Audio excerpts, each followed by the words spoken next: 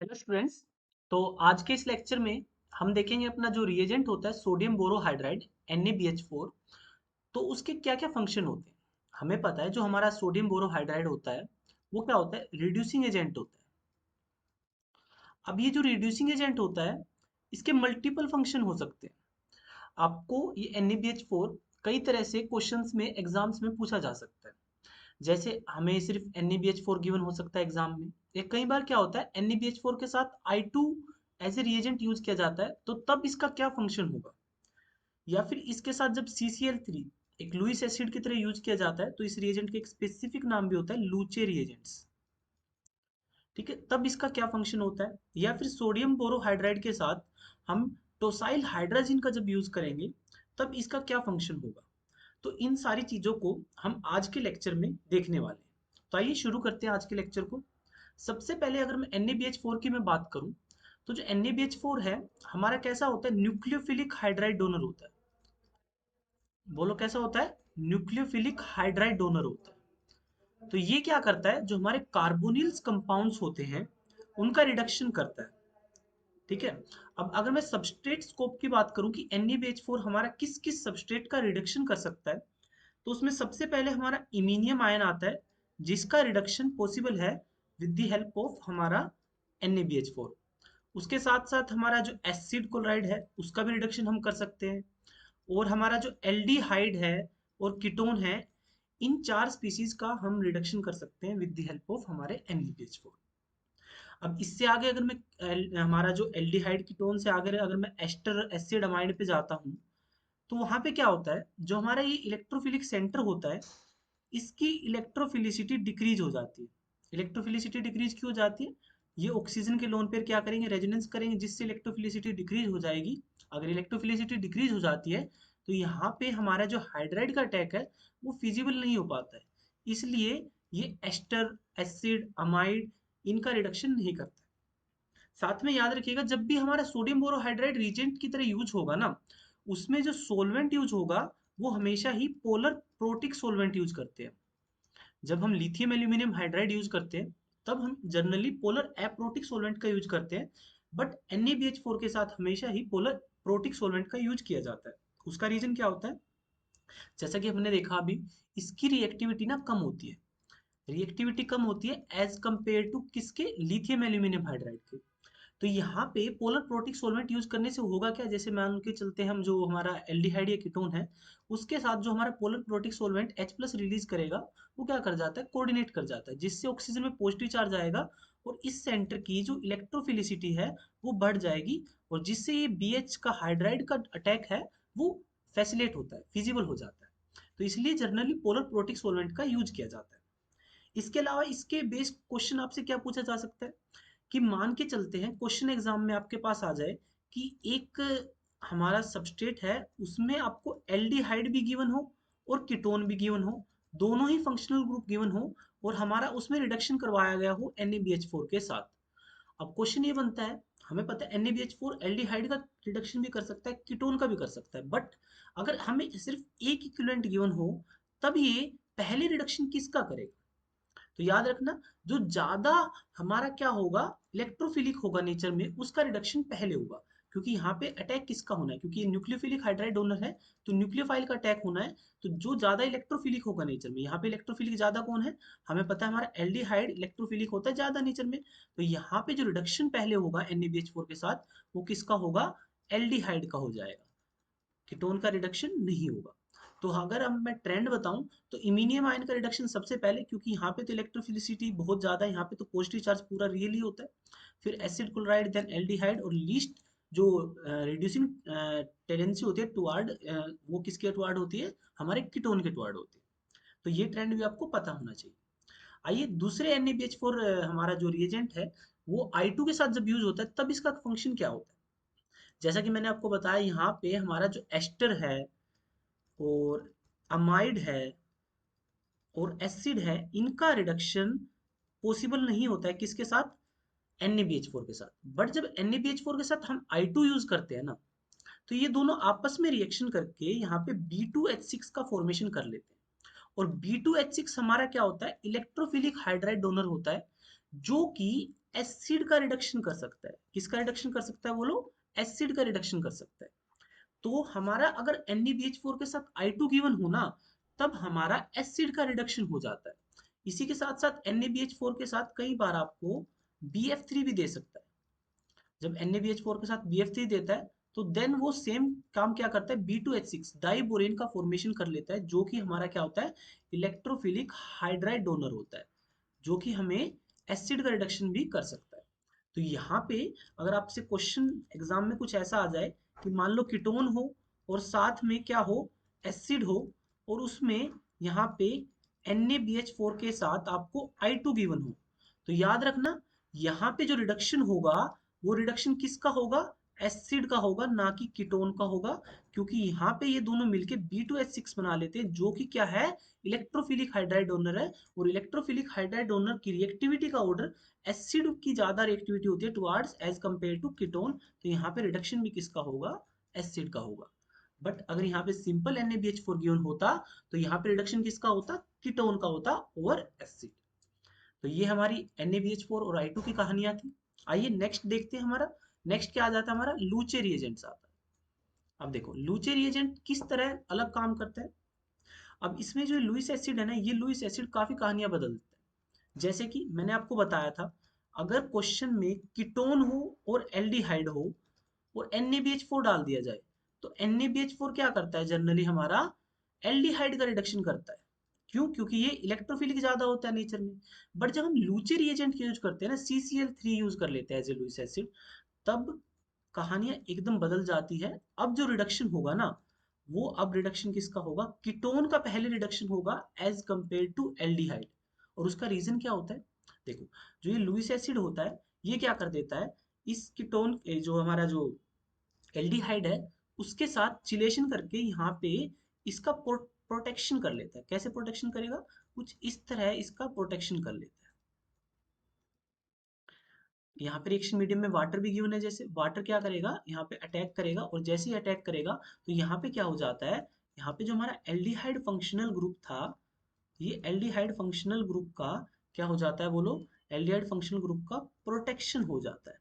अगर यहाँ पे प्रोटेक्शन हो जाता है तो अब जो रिडक्शन होगा ना, अब इस सेंटर पे तो रिडक्शन हो नहीं सकता, क्योंकि यहाँ पे क्या हो चुका है, प्रोटेक्शन हो चुका है।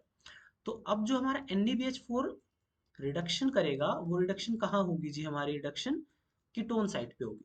और रिडक्शन होने के बाद रिएक्शन मीडियम में हमारा वाटर गिवन है, तो इसका डी प्रोटेक्शन होने के बाद तो हमारा जो फाइनल प्रोडक्ट बनेगा, कीटोन का तो रिडक्शन करवा देना है और एल्डिहाइड को एज इट इज रखना है। इसी के साथ आइए एक एग्जांपल और देखते हैं लूचे रिएजेंट का। देखो जब हम लेके चलते हैं, एक तो हमारा alpha beta unsaturated carbonyl compound और एक सिंपल हमारा कार्बोनिल कंपाउंड जो कीटोन है। इसमें अगर मैं NaBH4 डालता हूँ ना, तो रिएक्टिविटी का ऑर्डर क्या होता है, NaBH4 में मैंने आपको बताया था, जो ज्यादा इलेक्ट्रोफिलिक होगा नेचर में उसका रिडक्शन पहले होगा। तो यहाँ पे जो इलेक्ट्रोफिलिक नेचर में कौन सा है, ये वाला ज्यादा इलेक्ट्रोफिलिक साइट है, तो यहाँ पे रिडक्शन किसका होता है, इस वाली साइड का रिडक्शन हो जाता है। हमें ऐसा ही रिडक्शन देखने को मिलता है। तो यहाँ पे जो हमारा प्रोडक्ट बन के आता है, वो प्रोडक्ट आपको किस तरह बनता हुआ दिखाई देगा, कुछ इस तरह का बनता हुआ दिखाई देगा। बट इसी में अगर मैं लूचे रिएजेंट्स डाल देता हूँ, तो कहानियां एकदम बदल जाती हैं। अब क्या होगा, जो मोर इलेक्ट्रोफिलिक साइट होगी उसका तो प्रोटेक्शन हो जाएगा, तो यहाँ पे CCl3 जुड़ के इसका तो प्रोटेक्शन कर लेता है। और जो हमारा जो ये अल्फा बीटा अनसैचुरेटेड बचा है ना, अब NaBH4 इसका रिडक्शन कर देता है, और जब इसका रिडक्शन होगा NaBH4 का, तो कुछ इस तरह का हमारा प्रोडक्ट बनता हुआ आपको दिखाई देगा। अब की बार रिडक्शन किसका हो गया, alpha beta unsaturated carbonyl compound का हो गया।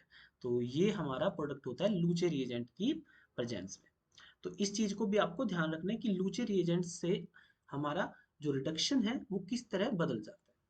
आइए अपना लास्ट रिएजेंट देखते हैं, जब टोसाइल हाइड्राजिन का हम यूज करते हैं किसकी प्रेजेंस में, NaBH4 के प्रेजेंस में। देखो अभी आपने क्या देखा था, NaBH4 होता है जब भी रिडक्शन करता है वो एल्डिहाइड को अल्कोहल स्टेज पे छोड़ देता है।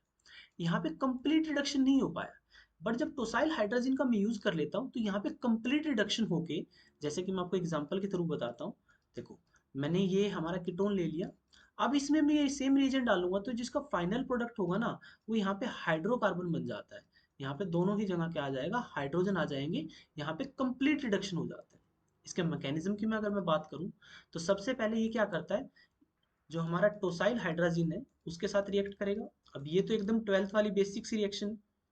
यहाँ से क्या होता है, वाटर मोलिक्यूल का एलिमिनेशन होता है। वाटर मॉलिक्यूल का जैसे ही एलिमिनेशन होगा तो यहाँ पे आपको क्या बनता हुआ दिखाई देगा, ध्यान से देखिएगा। यहाँ पे आपको इमाइन बनती हुई दिखाई देगी। इमाइन बनने के बाद जब ये इमाइन NaBH4 के साथ रिएक्शन करेगी तो यहाँ पे हमें पता है हाइड्राइड का अटैक होना है। अब हाइड्राइड का अटैक इस सेंटर पे होगा, जैसे इस सेंटर पे हाइड्राइड का अटैक होगा तो ये बॉन्ड आगे की तरफ शिफ्ट करेगा और यहाँ से टोसाइल group as a living group leave कर जाएगा। तो जैसे टोसाइल ग्रुप यहाँ पे लिविंग ग्रुप की तरह लीव करेगा तो यहाँ पे कुछ इस तरह का आपको कंपाउंड बनता हुआ दिखाई देगा। बिल्कुल ठीक है। अब नेक्स्ट स्टेप में क्या होता है, नेक्स्ट स्टेप को ध्यान से समझिएगा। जब इसमें मैं दोबारा NaBH4 डालूंगा तो NaBH4 क्या है, हाइड्राइड है। हाइड्राइड क्या करेगा, इस हाइड्रोजन को पकड़ेगा, ये बॉन्ड आगे की तरफ शिफ्ट होंगे, यहाँ से N2 गैस का रिलीज होता हुआ आपको दिखाई देगा। तो यहाँ पे कुछ इस तरह का आपको कंपाउंड बनता हुआ दिखाई दे जाएगा और यहाँ पे हमारी N2 गैस रिलीज हो जाती है। यहाँ पे आपको N2 गैस रिलीज होती हुई दिखाई दे रही हो, ये वाली N2 गैस यहाँ से रिलीज हो जाती है। अब रिएक्शन मीडियम में हमारा इथेनॉल तो होगा ही, पोलर प्रोटिक सोलवेंट का हम यूज करते हैं, जहाँ से नेगेटिव चार्ज क्या करेगा, हाइड्रोजन पकड़ेगा और यहाँ पे आपको कंप्लीट रिडक्शन होता हुआ दिखाई देगा। इसी के साथ आइए एक एग्जांपल और करते हैं। देखो, जब हम इस सबस्ट्रेट में हमारा जो टोसाइल हाइड्राजीन है और NaBH4 डालते हैं, बड़ा ही बेहतरीन क्वेश्चन है, काफी बार एग्जाम में पूछा गया है ये। आइए देखते हैं इसको एक बार। तो सबसे पहले तो अपना वही वाटर मॉलिक्यूल का एलिमिनेशन करवा दो इसमें। जैसे ही मैं वाटर मॉलिक्यूल का यहाँ पे एलिमिनेशन करवाऊंगा तो यहाँ पे क्या बन जाएगा, मेरा कुछ इस तरह का कंपाउंड बनता हुआ दिखाई देगा। बिल्कुल ठीक है। इसके बाद हमें पता है हाइड्राइड का हमारा अटैक होना है, तो हाइड्राइड का अटैक इस पोजीशन पे करवाऊंगा तो यहाँ से टोसाइल ग्रुप आपको बाहर निकलता हुआ दिखाई देगा। तो यहाँ पे प्रोडक्ट क्या बनता हुआ दिखाई देगा, आपको कुछ इस तरह का आपका प्रोडक्ट बनता हुआ दिखाई देगा। तो इतना तो हमारा पिछले वाले केस की तरह सिमिलर है। बट यहाँ पे आप सबस्ट्रेट अगर देखोगे ना, यहाँ पे सबस्ट्रेट हमारा अल्फा बीटा अनसैचुरेटेड कंपाउंड है, जिसकी वजह से यहाँ पे हल्का सा रीअरेंजमेंट की पॉसिबिलिटी बन जाती है। रीअरेंजमेंट कैसे होगा, जो ये पाई इलेक्ट्रॉन डेंसिटी इस हाइड्रोजन को पकड़ेगी, यहाँ से बॉन्ड आगे शिफ्ट होगा, कुछ इस तरह की यहाँ पे क्या होती है, रीअरेंजमेंट होते हैं। यहाँ पे भी N2 गैस का रिलीज हुआ है, ध्यान से देखिए आप, N2 गैस का रिलीज हुआ है। तो यहाँ पे आपको जो फाइनल प्रोडक्ट बनता हुआ दिखाई देगा वो फाइनल प्रोडक्ट कुछ इस तरह का आपको बनता हुआ दिखाई देगा। ये हमारा क्या बन जाता है जी, फाइनल प्रोडक्ट बन जाता है। ठीक है, यहाँ पे हुआ क्या है बेसिकली, बस हमारे जो ये जो डबल बॉन्ड था इसका माइग्रेशन भी हो जाता है, जो अल्फा बीटा अनसैचुरेटेड वाला था। अब इस क्वेश्चन में थोड़ा सा मॉडिफिकेशन करके भी आपसे पूछा जा सकता है, जैसे कि देखो आपको यहाँ पे दो तरह के हाइड्रोजन दिखाई दे रहे होंगे, तो इनके बारे में आपसे क्वेश्चन में पूछा जा सकता है। जैसे जो हमारा पहला हाइड्रोजन है H1 और ये दूसरा हाइड्रोजन H2। तो जो मैं H1 हाइड्रोजन की बात करता हूँ, ये H1 हाइड्रोजन कहाँ से आया है, देखो इस पोर्शन पे, ये वाली पोर्शन पे, इस वाले पोर्शन पे। तो ये हाइड्रोजन कहाँ से आया, सोडियम बोरोहाइड्राइड से आया, जो हमारा रिड्यूसिंग एजेंट था। तो ये वाला हाइड्रोजन यहाँ से आया।